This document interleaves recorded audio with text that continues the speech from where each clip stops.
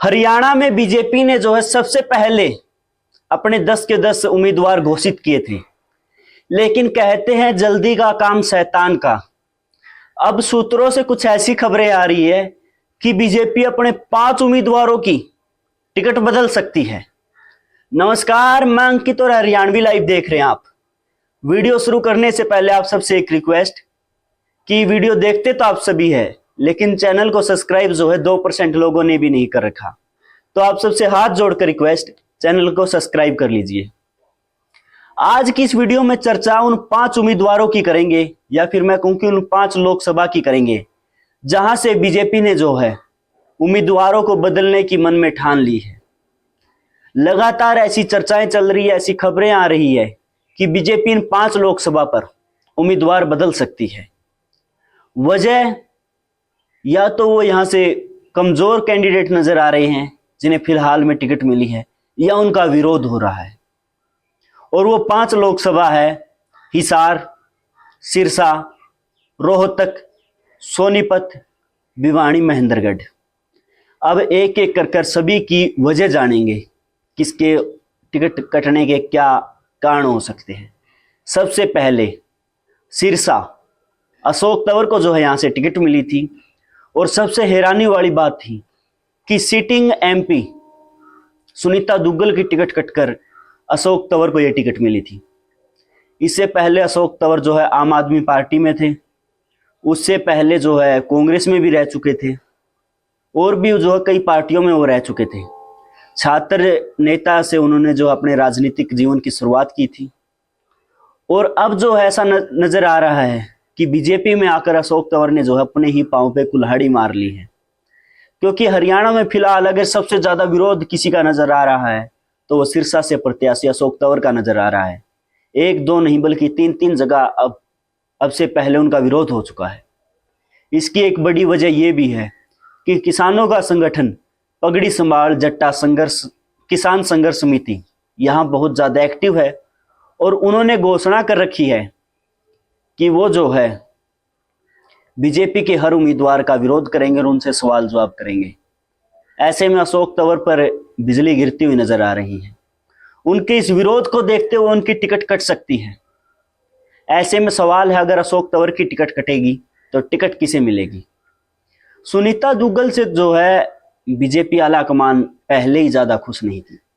ऐसे में बलकौर सिंह की जो है यहां से संभावनाएं बताई जा रही है। अगर अशोक तंवर की टिकट कटती है तो बलकौर सिंह को जो है यहां से उम्मीदवार बनाया जा सकता है और बीजेपी जो है मैदान में उतार सकती है। उसके बाद हिसार लोकसभा जो है रोहतक के बाद सबसे ज्यादा हॉट मानी जा रही है, और रणजीत चौटाला को जो है यहां से टिकट मिली थी।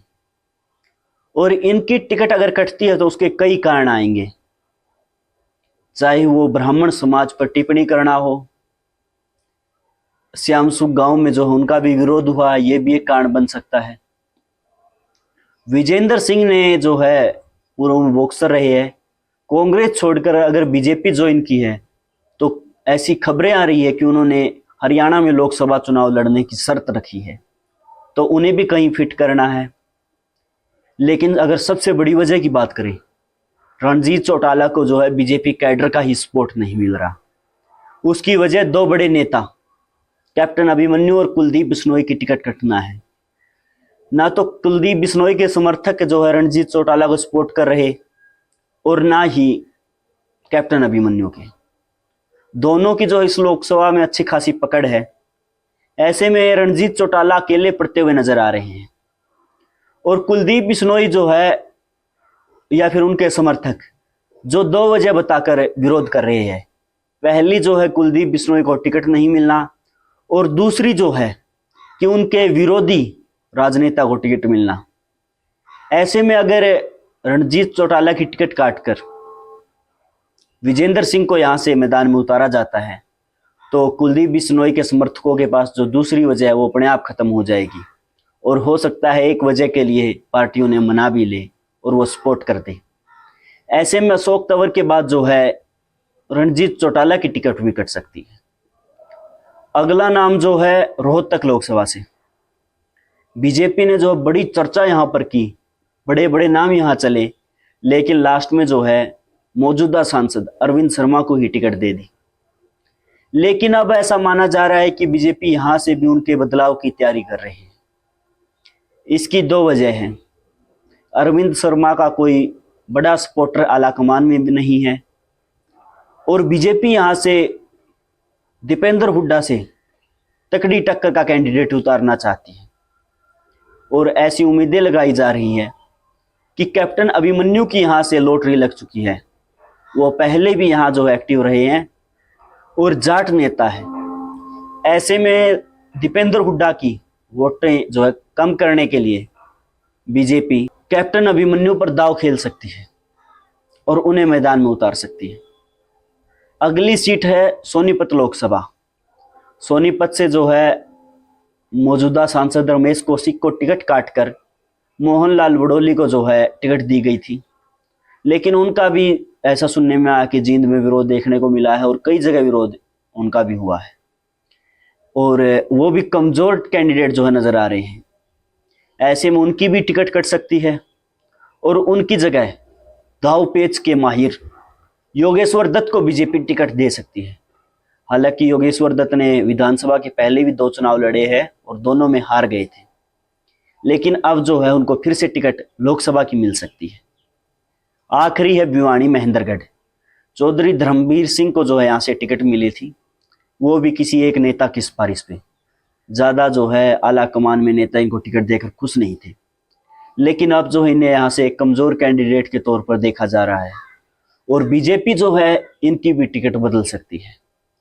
हालांकि वो देखने वाली बात होगी, अगर इनकी टिकट कटती है तो बीजेपी टिकट किसे देगी। तो हिसार, सिरसा, रोहतक, सोनीपत और भिवानी महेंद्रगढ़, ये वो 5 सीटें हैं जहां से बीजेपी किसी ना किसी कारणवश अपने प्रत्याशी की टिकट बदल सकती है। ये जो जानकारियां लगातार मिल रही है, सूत्रों के हवाले से मिल रही है, खबरें चल रही हैं, चर्चाएं चल रही हैं, अभी इनकी जो है पुष्टि नहीं हो पाई है, क्योंकि बीजेपी के किसी भी नेता ने खुलकर नहीं बोला है। लेकिन जनता जनार्दन जो है आप देख रहे हैं, आप इस बारे में क्या राय रखते हैं? कमेंट बॉक्स में जो है खुलकर अपनी राय दीजिए और बताइए आपको क्या लगता है, किस किस के टिकटें कटनी चाहिए या फिर इन्हीं को टिकट दे ही रखनी चाहिए, बीजेपी को इन्हीं पर विश्वास जताना चाहिए। आप जो है अपनी राय कमेंट बॉक्स में दे सकते हैं। और आप जो है किसे सपोर्ट कर रहे हैं? हरियाणा में इस बार जो है कौन सी पार्टी के ज़्यादा सीटें आएंगी? 10 में से कौन सी पार्टी कितनी सीटें निकालेगी? भारत में जो है किसकी सरकार बनेगी? क्या फिर से प्रधानमंत्री नरेंद्र मोदी सत्ता प्राप्त कर पाएंगे या इंडिया गठबंधन उनके राह में रोड़ा बन जाएगा? आप जो है इसके बारे में राय कमेंट बॉक्स में दे सकते हैं और हमारे सहयोग के लिए हमारे चैनल को सब्सक्राइब कर सकते हैं। अगर वीडियो अच्छी लगी हो तो लाइक, कमेंट और शेयर कर सकते हैं। बहुत बहुत धन्यवाद।